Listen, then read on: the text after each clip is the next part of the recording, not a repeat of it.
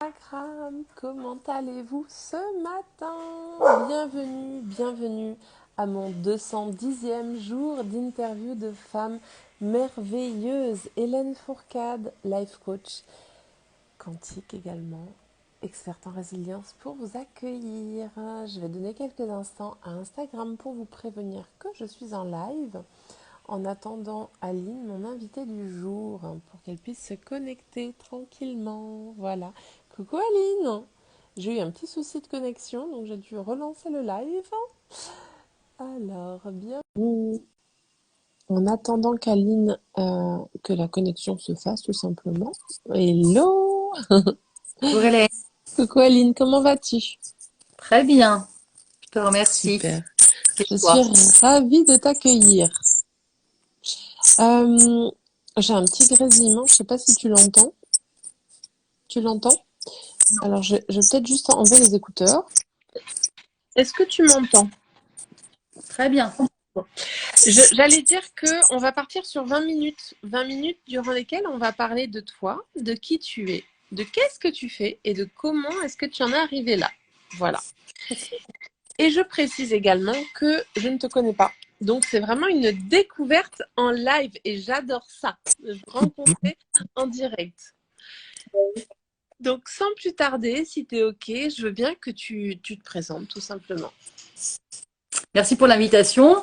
Et du coup, se présenter, c'est toujours, voilà, de quelle manière, par quel bout on commence, enfin voilà. Ouais. Donc, par rapport à tes questions de d'où je viens, comment j'en suis arrivée, qu'est-ce que je fais. Du coup, ça me donne déjà des pistes pour me présenter. Donc, je m'appelle Aline. J'habite dans une campagne entre Grenoble, Lyon et Chambéry. Ah, Euh, excellent. C'est pas très voilà. loin. Moi, je suis en Suisse. Donc je vis dans mon village natal. Donc je suis originaire d'une famille d'agriculteurs, éleveurs de vaches et de chevaux.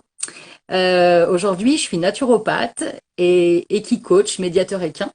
Donc en fait, mon travail, c'est d'accompagner les personnes vers un mieux-être avec une approche globale et holistique euh, par la naturopathie. J'ai un cabinet de naturopathie dans lequel je fais des séances pour accompagner les personnes. Et puis, je fais aussi des massages et j'accompagne aussi en psycho-émotionnel avec les chevaux. Oui. Donc, ce qui permet de... En fait, je ne sais pas si tu connais la naturopathie, Hélène. Bah écoute, moi j'en ai jamais fait appel, donc tu peux donner un petit peu la signification. J'en ai entendu parler, mais personnellement j'ai jamais fait appel à un naturopathe encore. Ok, d'accord. Donc en fait, la naturopathie, c'est une médecine non conventionnelle qui s'appuie sur trois piliers. Le premier pilier, c'est l'alimentation, avec tout ce qui tourne autour de l'alimentation, la diététique, la nutrition, voilà. Et c'est toujours s'adapter à la personne. Il n'y a pas une solution qui marche pour tout le monde. Donc l'alimentation. Deuxième pilier, c'est la sphère psycho-émotionnelle, l'idée de vider justement les poubelles mentales. Et le troisième pilier, c'est l'activité physique sommeil. Donc en fait, selon le naturopathe, si tu manges ce qui est bon pour toi, si tu as tes outils ou tes trucs pour venir vider ce qui peut encombrer ton mental, et puis si tu te reposes suffisamment en fonction de toi et que tu bouges aussi ton corps, bien, la vie devrait bien se passer. Peut-être que tu peux choper des petits virus comme ça, à droite à gauche, hein, comme on peut en voir en ce moment. Pour autant, bah voilà, tu traverseras les choses normalement parce qu'en fait, ton corps aura déjà tout ce qu'il faut en lui. Tu auras donné le bon carburant, tu l'auras laissé se reposer, comme quand on recharge son téléphone ou son ordinateur. Enfin voilà. L'idée, c'est vraiment d'être à l'écoute de soi. Et moi, mon travail, c'est de m'adapter à chaque personne parce que les besoins sont pas les mêmes selon si on est un homme, une femme, l'âge, etc. Donc voilà. Et puis j'accompagne avec les outils qui moi m'accompagnent encore et qui m'ont accompagné. Donc c'est-à-dire voilà l'alimentation très importante pour moi. Moi dans la sphère psycho-émotionnelle c'est vraiment les chevaux. Donc j'y reviendrai après dans mon parcours qui m'accompagne vers un mieux-être, vers l'instant présent, voilà. Et puis je masse aussi parce que moi je me fais masser tous les mois depuis il y a eu une petite pause pendant le Covid mais depuis 4 ou 5 ans je me fais masser quasiment tous les mois. Ouais. Donc voilà, J'ai instauré j'accompagne. ça moi aussi depuis septembre dernier, c'est génial. Ouais. Ah ouais, ouais, c'est vraiment une reconnexion au corps et un massage comme ça fait du bien, mais quand on arrive à vraiment en faire régulièrement et que le corps s'habitue à cette pratique, voilà, il y a vraiment des effets très bénéfiques sur le long terme. Ouais. Yes. Donc tu m'as dit, donc on va aller gentiment vers la deuxième question qui est qu'est-ce que tu fais?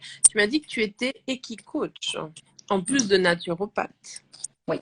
Comment est-ce que justement tu travailles aujourd'hui, puisque du coup tu as plusieurs outils, comment est-ce que tu travailles aujourd'hui? Alors, au niveau de mon emploi du temps, c'est très simple. J'ai un cabinet que je partage avec une autre thérapeute. Donc, 3 jours par semaine, je suis au cabinet pour les séances de naturopathie, pour les massages. Et puis, le reste de la semaine, donc j'accompagne avec les chevaux. Donc, j'accompagne les enfants, les adultes. J'accompagne les entreprises aussi. Je travaille aussi dans un centre de réinsertion où il y a des personnes souffrant de schizophrénie. Donc en fait, ce qu'on peut faire avec les chevaux, c'est vraiment très très large et justement c'est ce qui rend mon travail super intéressant parce que voilà, moi j'aime bien avoir plusieurs publics et passer d'une entreprise. Là, il y a 3 semaines, j'ai travaillé avec une banque qui voulait travailler sur de la cohésion d'équipe. Voilà, peut-être que je peux parler de ça. Oui, avec plaisir, bien Ouais. sûr. Donc j'ai été contactée par un manager qui est manager dans une banque et son équipe a subi plusieurs mutations, mouvements et puis il y a le télétravail et puis bon voilà il y a eu différentes choses qui ont fait qu'au niveau de la cohésion d'équipe c'était un petit peu compliqué. Donc on a travaillé avec le manager sur quels étaient vraiment leurs besoins, leurs attentes et puis j'ai pu co-créer avec lui enfin avec elle, c'était une femme, avec elle un atelier dans lequel justement on est venu demander aux personnes de co-créer ensemble et puis avec le cheval. Voilà. En fait, tu connais pas du tout la médiation équine, équicoaching? Pas du tout, pas du tout. Ok. Donc en fait, pourquoi le cheval? Donc tu as déjà entendu parler de la médiation animale, en fait, que l'animal faisait du bien, permettait enfin voilà, d'aller mieux, de mieux comprendre comment on fonctionne, etc. En fait, le cheval a la particularité, contrairement au chien, on peut faire de la médiation animale avec le chien, mais le cheval est une proie, contrairement au chien qui est un prédateur. Donc le cheval, lui, raisonne vraiment en confort, inconfort, et est-ce que je suis en sécurité ou pas. En plus de cette particularité d'être une proie, le cheval fait entre 400 et 800 kilos. Ouais. Donc en fait, lui, il a peur de nous, enfin en tous les cas en tant que proie, même s'il est domestiqué, éduqué, etc., il a quand même ce fonctionnement-là. Et puis les personnes qui sont pas habituées, même quand on connaît les chevaux, on est toujours, enfin faut toujours faire attention et si on est voilà. Et puis dans l'inconscient collectif, on a entendu parler des licornes, des centaures, donc il y a quand même tout un côté un peu magique autour du cheval. Donc en fait ce sont ces ingrédients-là, le fait que ce soit une proie, le fait qu'on ait un peu peur de lui et le fait qu'il y ait un côté un peu mystique autour du cheval, qui va faire qu'on va pouvoir. Alors moi je travaille à pied et essentiellement à pied. De temps en temps, je mets les personnes à cheval, mais c'est vraiment très rare. Et en fait, comme le cheval, lui, résonne est-ce que je suis dans un confort ou pas, il va nous permettre de pouvoir lire notre congruence ou notre incongruence. C'est-à-dire que si je suis alignée tête, cœur, corps, est-ce que je dis ce que je fais ce que je dis, le cheval va être OK pour venir faire l'exercice parce qu'il va sentir dans la vibration un alignement et pour lui un confort et du coup pas de peur et j'y vais. Maintenant, si la personne n'est pas congruente mais qu'elle n'en a pas forcément conscience, et bien à ce moment-là, le cheval lui va être en inconfort et va par des signaux extérieurs que moi je vais savoir lire, voilà, pouvoir dire qu'il y a quelque chose qui ne va pas. Par exemple, j'avais accompagné une personne un jour, et c'était un exercice à faire à pied, d'aller faire un slalom. Et en fait, la personne avait peur, mais soit elle n'en avait pas conscience dans l'instant, soit elle voulait pas le dire, je sais pas. Et le cheval ne voulait pas avancer. Et à un moment donné, donc après quelques petits questionnements, voilà, la personne a reconnu sa peur. Et en fait, le cheval nous demande pas de ne pas avoir peur, nous demande pas d'être hyper confiant. Non, non, non. Il demande simplement de reconnaître ce qui est. Et si nous, on reconnaît ce qui est en nous, notre vibration intérieure-extérieure va être alignée et voilà. Et lui, ça va le mettre dans le confort. Et une fois que la personne a dit, mais en fait, j'ai super peur parce que j'ai peur de me faire marcher sur les pieds, voilà. Ok, ça s'est posé. J'ai pu le mettre en sécurité, lui expliquer que j'étais à côté, etc. Voilà. Et ensuite, il a pu aller faire l'exercice et c'était ok. Waouh! Ah, c'est excellent. Tu vois, j'avais jamais entendu cette. Je savais que les chevaux avaient quelque chose de spécial, mais je ne savais pas pourquoi. Et merci de cette explication parce que c'est hyper clair, hyper net et tellement juste. En fait, ça sonne vraiment juste. Voilà. Ouais, en fait, pour reprendre un parallèle avec les zèbres, qui sont les cousins, des fois tu peux voir un reportage animalier où les zèbres sont en train de manger et la lionne est couchée à côté. Donc le zèbre, il a lu l'état émotionnel, enfin, il lit son environnement et il sait qu'il est pas en danger. Mais parfois, tu as le troupeau de zèbres avec la lionne à 5 kilomètres, les oreilles comme ça. Et voilà. Donc la nature leur a donné des jambes pour galoper, pour autant ils galoperont toujours moins vite qu'une lionne. Et la nature leur a donné un autre atout magnifique, c'est effectivement lire l'état émotionnel de ce qui les entoure. Et c'est ça, du coup, qui est magnifique en accompagnement psycho-émotionnel. Ouais, c'est génial. Ouais, je trouve ça vraiment super intéressant et effectivement qu'ils puissent ressentir notre vie, qu'ils Mm. puissent ressentir notre vibration et le fait qu'on soit congruent. Je trouve ça génial. Parce qu'en fait, c'est précieux comme outil. Je vais m'acheter un cheval. Non, mais c'est vrai, hein, si on pouvait avoir ce pouvoir magique finalement de sentir quand on n'est pas congruent avec nous-mêmes, ça serait tellement plus simple la vie. C'est un miroir en fait qui nous renvoie, voilà. Et bah, pour te parler d'où je viens en fait, donc je t'ai dit que j'étais née dans une famille d'éleveurs de vaches et de chevaux. Et je me rappelle quand j'étais petite, bah, que des fois j'arrivais pas à attraper mon poney au pré et certainement que j'y allais avec une vibration qui était pas ok. Peut-être que ça s'était mal passé avec les devoirs avant, ou enfin j'en sais rien. Et je me rappelle des moments, enfin j'avais un poney qui ne se laissait pas attraper au pré et au bout d'un moment, j'en avais tellement marre et je m'asseyais et je me rappelle une fois pleurer et de me dire mais jamais et puis ben là il vient quoi. C'est tellement ça. On a Là. Raphaël qui te pose une question, alors je ne sais pas si tu sauras y répondre, mais comment faire avec la peur des chiens? Euh, Là comme ça je peux pas répondre. Déjà moi mon truc c'est plutôt les chevaux, mais se faire accompagner avec un médiateur canin, je pense que ça pourrait être intéressant. En tous les cas moi j'accompagne bien la peur des chevaux puisque on va dire 90% de mes clients quand ils arrivent ils me disent bon bah en fait je suis là mais j'ai peur des chevaux. Euh, du coup c'est vraiment en y allant doucement, en laissant être ce qui doit, en ne forçant rien, par la respiration, par la déconstruction aussi des croyances limitantes. Ouais, Beaucoup de personnes me disent il faut pas passer derrière. On m'a dit que les chevaux mettent des coups de pied. En fait, le cheval, en tant que proie, il a les yeux sur les côtés, ce qui lui permet de voir presque à 360 degrés. Et les deux endroits où il voit pas, c'est juste devant et juste derrière. Après, avec un cheval éduqué, évidemment, si on arrive derrière sans le prévenir et qu'on est dans sa zone d'angle mort, là, il peut avoir peur. Et ouais. comme nous, si ça fait peur, on peut, tu vois, mettre un geste fort de la main. Et ben lui, il peut aussi se défendre par peur et mettre un geste avec ses postérieurs, avec ses pieds. Mais un cheval éduqué avec lequel on va arriver sur le côté et en le touchant, en disant bah je passe derrière, il y a aucune peur à avoir sur le fait de passer derrière un cheval. Et donc, en fait, il y a plein de croyances comme ça limitantes. Il y a pu y avoir des expériences aussi qui font qu'on a développé une peur. Et puis, il peut y avoir aussi des peurs qui ne nous appartiennent pas.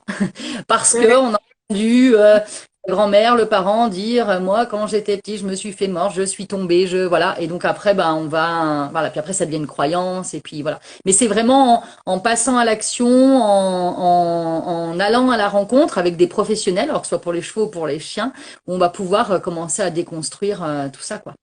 Ouais, et ça me fait penser cet exemple. Alors, ça m'a fait penser à. J'ai la fille d'une amie qui a assisté à une attaque de chien sur un enfant, en fait. Donc, elle a vu la scène, le chien s'est retourné sur l'enfant et l'a mordu. Et donc, elle a pris très peur des chiens, normal, hein.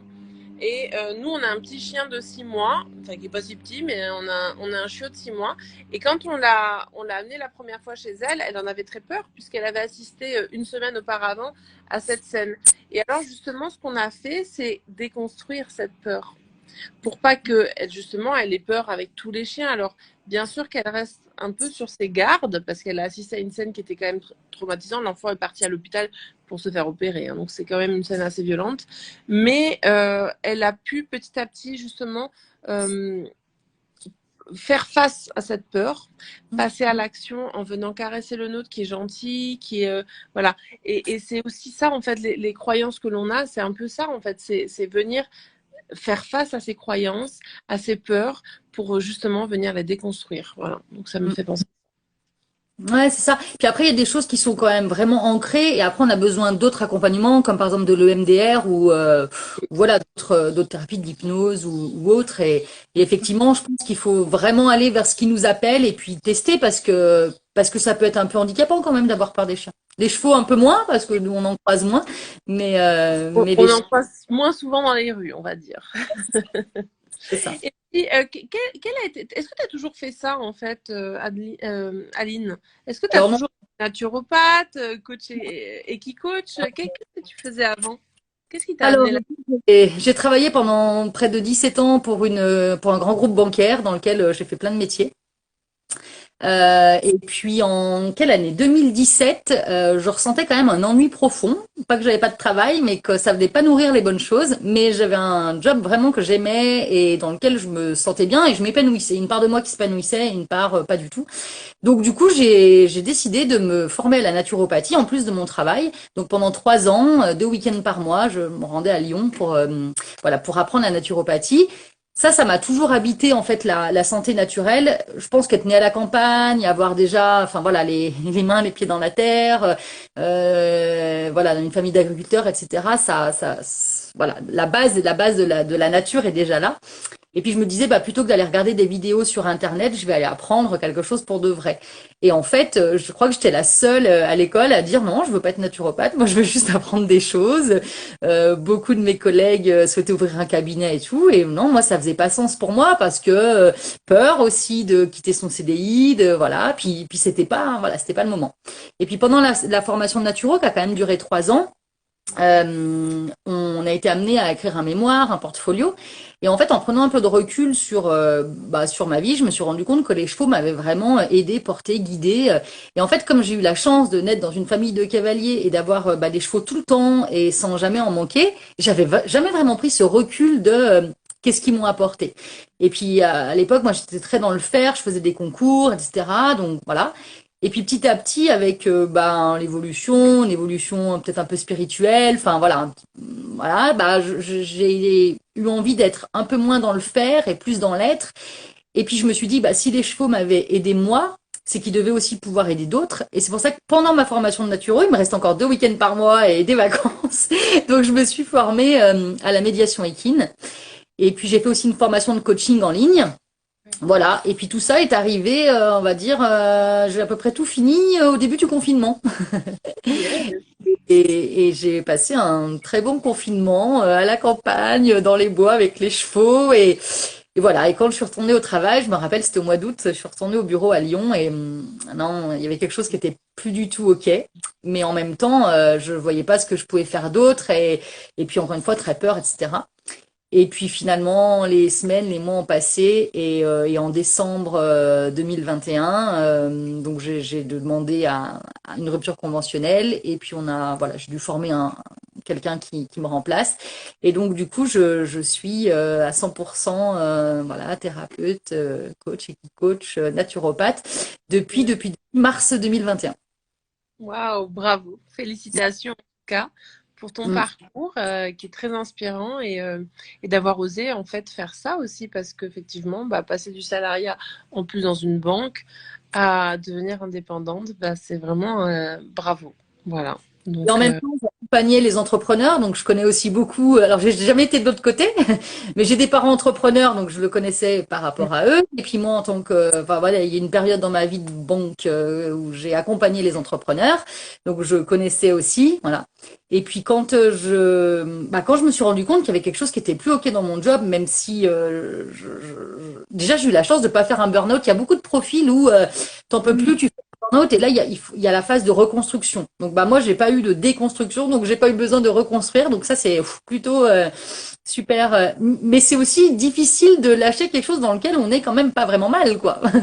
Bien sûr. C'est d'autant plus difficile, je dirais même, en fait. Hein. Et Parce ouais, que mais là, je me suis tu n'es pas parti parce que tu avais un burn-out ou tu te sentais mal. Tu es parti parce que tu n'étais plus aligné avec toi-même et que tu as ressenti ce besoin de t'aligner. Donc, Bah, c'est ça. Je pouvais pas accompagner, avoir appris toutes ces choses avec les cheveux, avec la naturopathie, l'écoute du cœur, et qu'est-ce que je veux faire vraiment, et quel sens je donne à ma vie. À un moment donné, c'était plus du tout congruent, tu vois, justement, et il faut pouvoir, assez régulièrement. Donc voilà. Mais ouais, il faut un peu du courage, et c'est-à-dire mettre le cœur à l'ouvrage, quoi. C'est ça. Et en même temps, quand je me suis dit, mais du coup, je fais quoi? Bah, je me suis dit, bah, j'ai quand même un diplôme de naturo, bah, j'ai du coup un diplôme de médiateur équin, j'ai fait une formation en coaching. Bah, en fait, tout est déjà là. Et bah voilà. et on y va. Eh bien, en tout cas, je te remercie pour ce partage. On arrive gentiment à la fin de ce live. Il nous reste une dernière petite question que j'aime bien vous poser, qui est la suivante. Est-ce que tu pourrais me partager 3 personnes ou 3 auteurs, 3 livres, 3 formateurs, peu importe, 3 personnes que tu pourras venir nommer en commentaire qui t'ont inspiré à devenir la femme que tu es aujourd'hui, justement, qui t'ont accompagné sur ce cheminement. Alors, on va rester dans le cadre du développement personnel ou en tout cas pas nommer la famille, les amis, etc. parce que du coup, tu pourras pas les taguer. Donc, vraiment que ça puisse servir à d'autres personnes, en fait. Des personnes connues dans. Connus, moins connus, mais qui peuvent, voilà, qui ont un profil qui pourrait intéresser d'autres personnes qui nous écoutent, en fait, tout simplement. Alors, il y a Linda Kwanoff qui est mondialement connue et qui est américaine et qui est enfin, c'est elle qui a amené l'equi-coaching au-delà des États-Unis. Yes. Voilà, donc j'ai lu quelques-uns de ses livres. Il y a Isabelle Ségur aussi qui a écrit un livre, donc qui est française et qui a écrit un magnifique livre, Cheval, raconte-moi ta liberté. Mmh. Hum, Et puis là, je dirais une autre femme, Christine Dor, qui est un peu moins connue, mais qui mérite tout autant de l'être. Ouais. Euh, Christine me forme aux constellations familiales accompagnée par le cheval. Voilà. Magnifique, super. Eh ben, écoute, je te remercie de ces 3 partages que tu pourras venir mettre en commentaire, ainsi que tes coordonnées. Hein. Donc, c'est ton espace, tu peux venir mettre ce que tu veux pour que les gens puissent connecter à toi, à ton énergie. Donc, ça, c'est aussi le but de ce live, c'est te faire connaître et voilà, et que ton énergie inspire d'autres. Merci beaucoup, Aline. Merci Hélène. C'était un moment très agréable. Je vous remercie d'avoir été là en live, d'avoir participé. Et à ceux qui repasseront en replay, on vous embrasse aussi. Je vous souhaite une excellente journée et je vous dis pour ma part à demain. Voilà. Au revoir. Merci beaucoup. Ciao. Salut.